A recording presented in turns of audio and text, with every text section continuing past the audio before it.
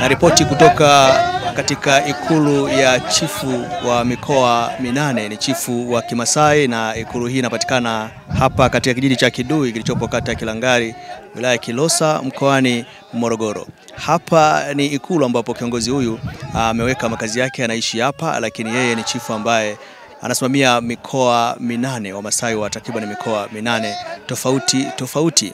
Na nimekuja hapa ili kufanya mahojiano maalum na chifu tuweze kufahamu mambo mengi ambayo tunahitaji kufahamu kuhusu jamii ya Kimasai, maisha ya jamii ya Kimasai, lakini pia mambo mengi ambayo kwa hakika unahitaji kufahamu. Lakini kubwa zaidi ambalo limenigusa nikiwa hapa ni kitendo cha mwamko mzuri na mwitikio mzuri ambao Wamasai wameufanya wakiwa wanasimamiwa na chifu huyu, cha kuhakikisha kwamba wanajenga barabara kwa nguvu yao wenyewe. Wamefanikiwa kuchangishana fedha na wamekusanya takriban milioni 235, na tayari mkandarasi yuko site anajenga barabara ya kilomita takriban 5 kutoka hapa Kidui ambayo inaunganisha na maeneo mengine ya kata ya Kilangari na wilaya ya Kilosa. Na hii ni kwa sababu eneo hili lilikuwa ni gumu sana kufikika kwa sababu ya changamoto hiyo ya barabara.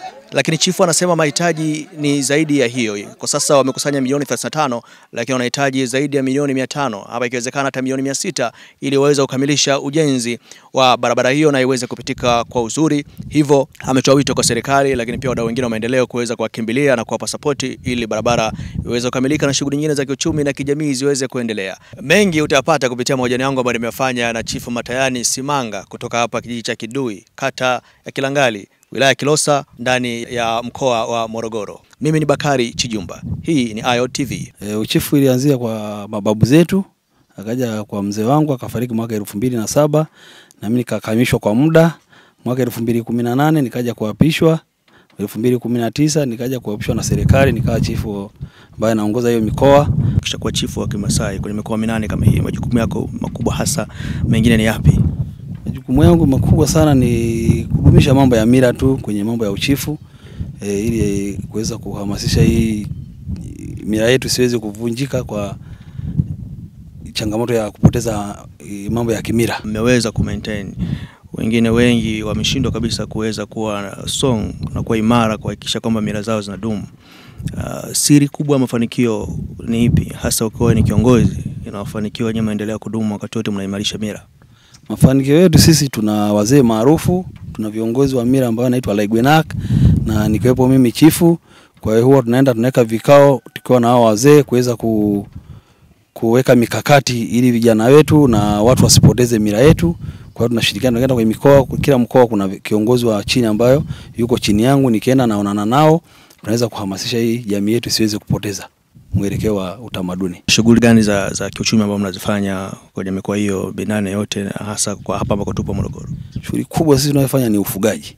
Sisi ni wafugaji tangu kuzaliwa zetu, sisi kazi yetu kubwa ni ufugaji tu. Tunafuga ng'ombe, tunafuga mbuzi, ndio. Wakati nakuja nimekuta kuna ujenzi wa barabara unaendelea, na nilipouliza nimeambiwa umesimamia chief. Pongezi sana na hongera. Asante sana. Tuambie kidogo historia fupi ya ujenzi wa barabara ile na wazo lilikujaje? Nilipopewa kile kiti kwa muda, nikaanza na maendeleo. Kwa sababu mimi nimesoma kidogo darasa la 7, nikaanza maendeleo ya kujenga boma la darasa hapo, madarasa 3. Nikakaa, nilipoapishwa nikaanzisha boma la zahanati. Nashukuru serikali imetuunga mkono, imetupaulia. Na nikaja kukaa na viongozi wangu katika mikoa hiyo 8, tukaamua kuanzisha, sababu na sisi kama Wamasai ikulu wetu ni hapa Kidui.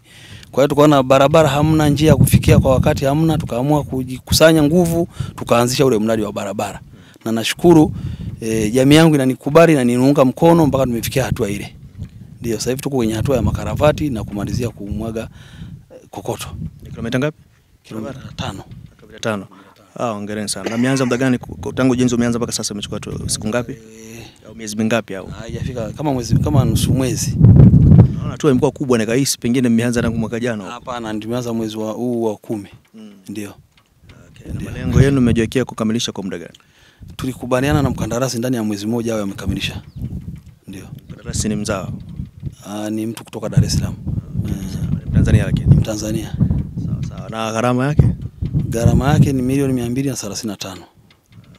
Na hizi umesema hakuna bado support kutoka kwa mdau wote wa maendeleo au serikali ni wenyewe? Ni sisi wenyewe tumejikusanya, ndio maana tukaamua tuombe serikali na yenyewe tuongezee nguvu kwa ajili ya kutaka malizia, kwa sababu tuna mapungufu kidogo. Mapungufu gani? Hela haitoshi, tunahitaji support. Na pia nashukuru sana serikali iliyopo madarakani kiongozwa na Mheshimiwa Rais Samia. Kwa maombi haya naomba niunge mkono, sababu ni mtu mwenye usikivu na mtu mwenye kusikiliza watu wake.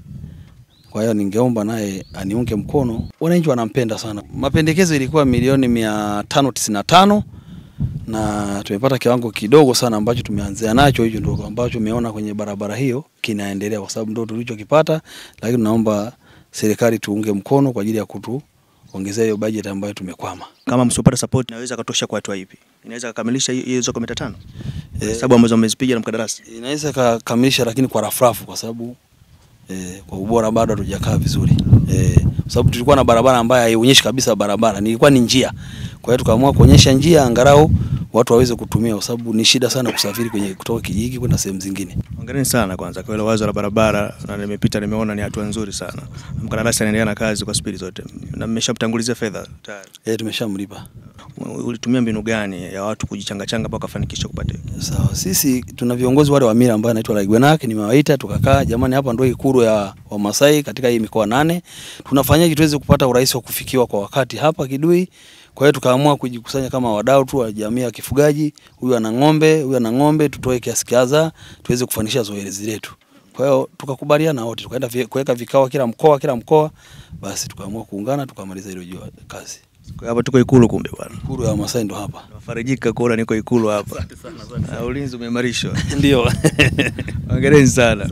Na ni hatua nzuri kujenga barabara kabisa kuja hapa, na ni kitu kizuri. Viongozi wanakuja hapa, umeshawahi kupata nafasi ya kutembelea viongozi wa kiserikali au watu wengine?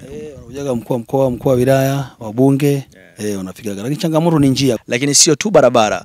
Chifu amesimamia pia uanzishwaji wa miradi mingine miwili ya kimkakati, ikiwemo zahanati pamoja na shule ambazo nazo pia zipo kwenye hatua nzuri. Wao wameanza na wameomba pia serikali na wadau wengine wa maendeleo waweze kuwakimbilia ili nazo pia ziweze kukamilika, na wanafunzi wa jamii ya Kimasai wa maeneo haya waweze kusoma vizuri kabisa, lakini pia wanawake wajawazito waweze kujifungua bila kupata shida kwenda mbali, lakini pia hata vijana hapa waweze kupata matibabu, na wazee pia kwa ujumla waweze kupata matibabu katika eneo hili la Kidui. Nilipokaimishwa kiti cha uchifu nilianzisha boma la vyumba 3, lakini baada tujapauliwa shule.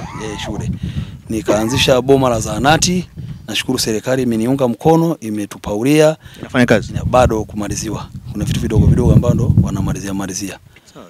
Kwa naomba na shule bado haijaanza kazi. Shule iko inaendelea vizuri, lakini tuliongeza madarasa 3. Kwa nguvu zenu. Kwa nguvu zetu. Pia serikali yetu imetupa madarasa 4 na matundu 12 ya vyoo ambazo kwa sasa hivi kazi inaendelea. Tunashukuru sana. Tofauti na yale ambayo ulianzisha. Sisi tumeanzisha zile na wenyewe wametuunga mkono, wamejenga madarasa, tuingizia hela sasa hivi ya kujenga madarasa 4. Kazi inaendelea sasa hivi. Sawa, naamini ni wasikivu wataongeza zaidi. Sawa. Mwitikio wa elimu sasa kwenye jamii za Kimasai upoje? Kwa kweli kwa sasa hivi, kwa sababu sisi tunazunguka sana kuhamasisha elimu, asilimia kubwa watoto wanasoma sasa hivi. Na unahimiza nini sasa wazazi? Wapeleke watoto shule. Mimi kama chifu ninashukuru kwanza serikali imeniunga mkono kwa asilimia kubwa sana, kwa sababu tumeshapata maji. Tulikuwa tuna maji, tumepata kisima kirefu, tulikuwa tuna umeme, tumepata umeme. Ile zahanati nianzisha kujenga boma, watakuja kutupaulia, lakini tunachoomba waje tumalizie ili wananchi waweze kunufaika na huduma za pale, kwa sababu huduma za hapa ni shida sana. Mtu akiumwa hapa, akina mama kitaka kujifungua mpaka waende sehemu za Kilangari huko Mbamba. Kwa hiyo ni shida sana, mara nyingine watu wanabebwa na mizega kulingana na changamoto ya njia. Wewe kama chifu, sijajua kwa maeneo mengine, huwa unashiriki kwenye vikao mbalimbali vya maamuzi kama zile ngazi za kata au wilaya, kwa zile ward C? Hapana, sishirikishwi kwenye hiyo miradi ambayo ya budget za serikali, sijawahi kushirikishwa. Hapana. Tunaibua tu sisi, wanatuunga mkono. Kwa hiyo lakini ningependa wao wananishirikisha, kwa sababu na mimi ni mdau wa maendeleo. Ushawahi kupata fursa ya kuhudhuria kwenye mikutano ile ya machifu na Dr. Samia? Nashukuru nimeshiriki kama mara 3. Lakini sanjari na hayo, chifu amezungumzia pia umuhimu wa kuhamasisha amani pamoja na kuhakikisha kwamba vurugu hazipo katika maeneo yote ambayo anasimamia, ikiwemo hapa Kidui na mikoa mingine yote 8 ambayo ipo chini yake. Anasema amekuwa akizunguka maeneo mbalimbali kuhakikisha kwamba amani inalindwa na kusimamiwa, hususan wakati huu ambapo taifa inaelekea kwenye uchaguzi Oktoba 29 mwaka huu. Mimi kama chifu wa Masai ninaomba kutumia mamlaka yangu kwamba watu wajitokeze sana tarehe 29 kwenda kupiga kura kwa amani, warudi kufanya shughuli zao zingine za maendeleo bila uvunjifu wa amani. Amani iwepo kwa jamii zote, kwa sababu mimi ni chifu wa Masai, lakini naomba kwenye jamii zote mjitokeze kupiga kura kwa amani. Ninaomba amani iwepo, amani tutangulie, tuweze kupiga kura kwa amani, tukafanye shughuli zetu zingine. Na kwa upande wa mikoa yangu yote, Morogoro, Iringa, Dodoma, Mbeya, Songwe na Ruvuma na mkoa na Songea. Kwa mkoa Ruvuma.